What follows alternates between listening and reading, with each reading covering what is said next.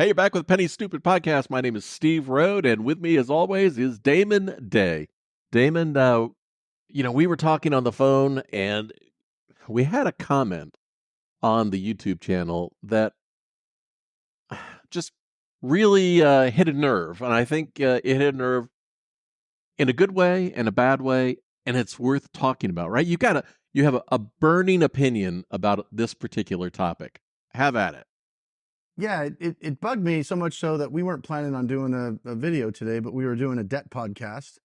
And I said, since we're already set up, let's do one on Penny Stupid, Mm-hmm. because it was aggravating me. And I plan on doing an actual video on this, but I just wanted to put it out there. And the comment was essentially, it was on our video that we did on New Year's Eve about how I made over $900 Yeah. on New Year's Eve day and night. And this comment was, and this is not the first guy that's come on. You guys are liars. You're spreading lies. You're like basically, I guess he was claiming that there's not possible to make that money. So we must have been making it up and faking it. Right. So, I mean, thanks for the new video idea, because I'll do another one that actually posts my numbers so you can see it. Yeah. But it bugged me. But then I also understand the emotion behind it, because he is not having a good experience with Lyft anymore or with Uber, and he's not making as much money as he used to make.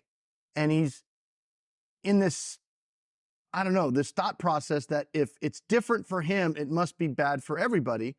And so I responded to it, and I explained that every word I said was true. I made the money I said I made, but he's obviously not a subscriber, because if he was a subscriber and he had seen any of our previous videos in the last few months about Uber and Lyft, we're very clear that it sucks out there right now. Like the money with Uber and Lyft is nowhere near as good as it was a year ago. In fact, you start watching my videos a year ago, I'm like, yeah, Uber and Lyft is great. I'm making all this money. And then it's just been getting boom, boom, boom, lower and lower and lower. And so I told him, like, hey, dude, I agree. I barely ever drive Lyft and Uber anymore. I only drive Lyft or Uber when it's profitable. That's the difference. And that's the kind of the message I wanted to come on here and say today, is that you can't, what you did a year ago, what you did 2 years ago, that's over. You can't just keep doing the same thing. And he's complaining, I was out 10 hours and I only made $200. Okay, well then tomorrow, why are you going to go out and do the same damn thing again? Right. At a certain point, you have to realize that this is out of your control. You can't dictate what Lyft or Uber are going to pay you. If they're now paying rates that are at a point where you don't feel it's worth your time and it's not profitable enough for you, you need to do something different. Sitting there and continuing to do the same thing and just bitching about it's not like the good old days. Right. Is not We need gonna to strike and protest. We want those companies to pay us more. And just constantly doing the same thing over and over again, expecting a different result is, like they say, the definition of insanity. It doesn't make Damon a liar. It just means you need to change. And I know they want to shoot the messenger, and it's an emotional reaction. But go back and watch some of our videos. The point of this channel is to help people figure out how to make more money, to get out of debt, or to do whatever they want to do. And he's basically saying our videos are preventing drivers from making money because we're spreading false information and we're making it harder for drivers to feed their families. And I'm just like, what? All my videos are about last few months.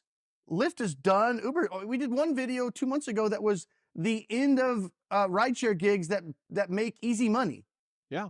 The whole video was about, hey, it's getting harder and harder to just sit there and follow an app and drive where the app says and go home with $250 in your pocket. It's harder to do that. These companies are dropping their rates as designed. I mean, that if you look at the life cycle of these apps, they're going to pay a lot of money to drivers in the beginning. And as they get market saturation, which I would argue Uber has market saturation now. How many people say, oh, I'm going to call a taxi? Right? Uber has spent billions of dollars, and to a certain extent Lyft, but Lyft has kind of been riding the coattails of Uber. Let's be real about this. If it wasn't for Uber, there probably wouldn't be a Lyft. But they've spent billions of dollars in investor money over the years to make Uber the common vernacular. Uber's not even a word. Right. It's not even a word, but everybody knows Uber. That's not something you as a driver did. So I know I'm going to get a lot of heat for this because people don't like to hear facts and hear the truth. But these companies are going to do what these companies are going to do. The fact that you're shocked that they're now lowering rates after they've spent billions and billions of dollars getting to the point where everybody knows who they are and they're in a position to lower rates for drivers and still get people dropped off for less money so they can try to profit.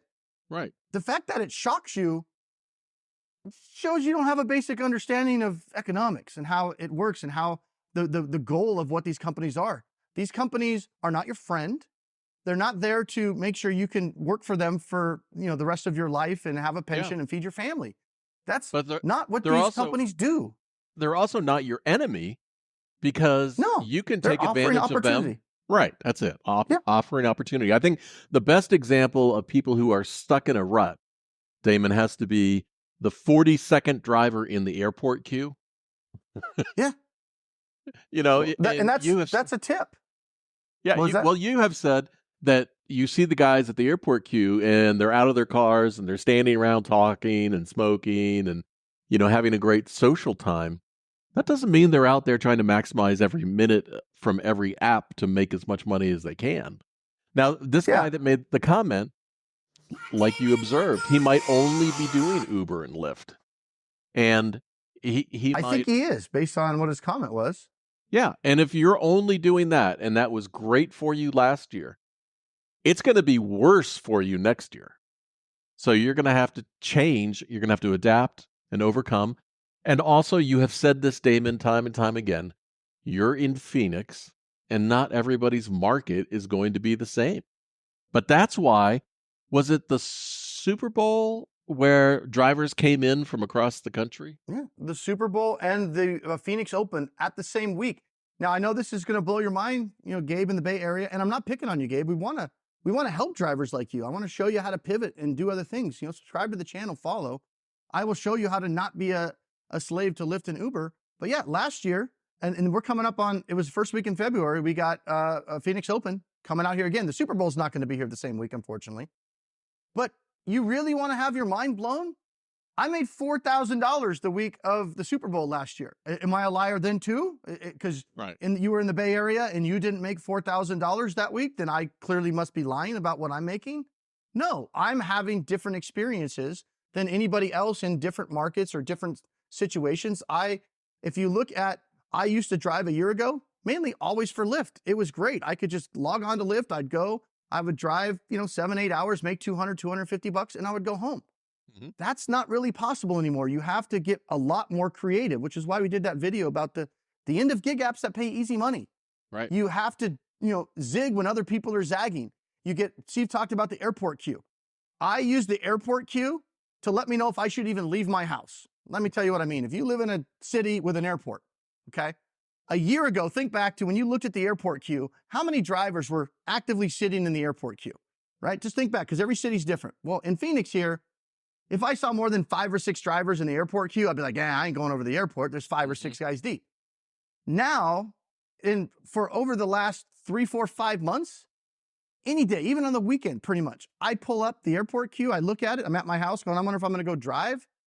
There's 35 damn drivers sitting in the airport queue. Why are they sitting in the airport queue? Because they've been driving around all over the place, can't get a ride, and they're out of ideas. They don't know what to do. So they just go, well, I guess I'll go to the airport because there's people coming in, and I'll sit there, and I'll sit there, and I'll sit there, and I'll get pissed at Lyft and pissed at Uber, and this sucks, and it's not like it was, and I can't make any money, I can't survive. But they're sitting in the damn airport queue, pissed off that they're not getting rides. You're 35 drivers deep. Right. That's why you're not getting a ride, right? So what did I do? I recognized that, and I was like, Lyft and Uber, they got rid of Lux, Lyft did, and all of a sudden all went to pot with Lyft, and you couldn't make the kind of overnight with Lyft. It was literally overnight. Once they got rid of Lux, it was like, it was good today, it was shit tomorrow. As soon as they got rid of Lux, and I called it in several videos 2 months ago, I said, if you're a Lyft or an Uber driver, you're done. And I said those exact words. Go watch the video. I said, you're done. You just don't know it yet. Your planned obsolescence, if it's not the automated cars that's going to get you, it's going to be the fact that they're not paying high enough rates for you to survive. Why? Because they don't need you. You're easy to replace. They run an ad, $500 bonus if you sign up and do 200 rides. And new drivers are going to come in and they're not going to have the previous experience that you've had as an experienced driver. And they're not going to know the rates used to be better, and they're going to drive. And Lyft doesn't care. They're at a part of their cycle that they're now trying to cut expenses as much as they can to squeeze out profits for their investors. That's where they're at. So what do you need to do? As a Lyft and Uber driver, you need to get it out of your head that you're a Lyft and Uber driver. You need to make Lyft and Uber more of an ancillary app that's on the outside that you do Lyft and Uber once in a while. What I do is I have Lyft and Uber on sometimes, but they're not my main apps anymore. I'm not focusing on driving for Lyft and Uber. If I get a banger ride, I'm fortunate enough to have a car that qualifies for the black tier. Okay. Now you can yell at me for that. Like, you drive for black, so of course you make more money. No, I can't drive full-time for black. There's not enough rides out there. I only get maybe 1 or 2 a week most of the time. But now I've pivoted into food delivery. I'm doing DoorDash and I'm doing Walmart. What's funny about that, Damon, is that a year ago, when we talked about Instacart or Walmart Spark I was like, screw that. I'm not doing that crap. I'm not doing that. No. Yeah, because I was making great money, 30, 40 bucks an hour driving Lyft mainly. But when that went away, and I'm like, okay, I tried it for a couple days. Like, this sucks. I'm not going to drive when it's not profitable. So a lot of drivers want to get upset, but a lot of it is, things that you're upset about are within your control to change. You just don't want to change it, or you don't know how to change it. And again, this is what this channel is about. Now I'm driving Spark, and I made, maybe a couple $100 last week with Lyft at the most, but I made 700 or 800 with Spark, and a few hundred with Instacart, and some with DoorDash. So I'm making, and again, I only drive part-time. I'm not full-time. That's the other thing. These apps are not a full-time thing. You cannot this is part-time side hustles. And I know sometimes you're in a situation where you don't have a choice in the short term. You have to, you're out there killing it, and that's great. I respect the hustle. But long term, you can't count on this stuff. When you're out there hustling, you need to be looking for something you can transition into at some point. I don't care what it is. It's got to be something else. I don't care if it's a W-2, another business, whatever it is. You cannot look at these apps and say, that's what I'm going to do. I'm going to do these apps full time for the next 10 years, because you can't control it. You're sitting there going, I've been loyal to Lyft. I've been there for 2 years, 3 years, 4 years. It's not going to get any better. It's going to keep going down and down and down, right?